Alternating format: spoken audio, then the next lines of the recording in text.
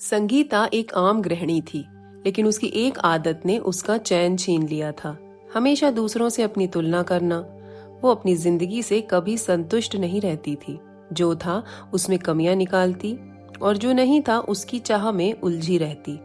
एक दिन संगीता को अपनी सहेली के घर एक बड़ी पार्टी का निमंत्रण मिला।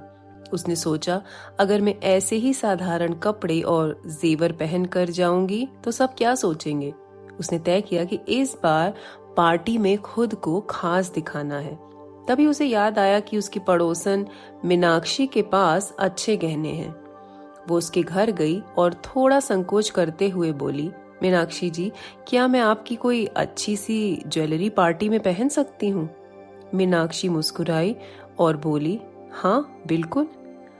मीनाक्षी ने उसे कुछ ज्वेलरी दिखाई। संगीता को एक भारी सा सुंदर झुमका बहुत पसंद आया। उसने पहन लिया और पार्टी में चली गई।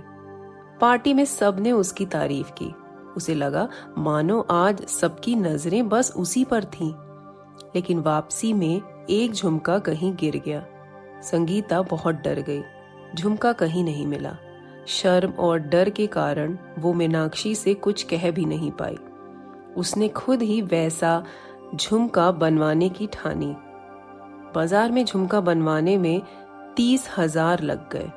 ये उसके लिए बड़ी रकम थी। उसने कर्ज लेकर वैसा ही झुमका बनवाया।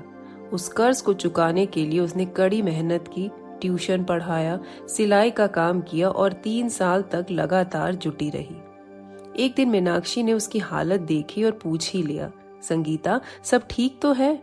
तुम बहुत थकी और परेशान लगती हो। संगीता रो पड़ी। उसने सब कुछ बता दिया, झुमका खोना, उसे दोबारा बनवाना और 3 साल की मेहनत। मीनाक्षी सुनकर चौंकी, फिर हंसते हुए बोली, अरे संगीता, वो झुमका तो बस 2,000 का था और नकली था। क्योंकि वही तुम्हें पसंद आया तो मैंने दे दिया।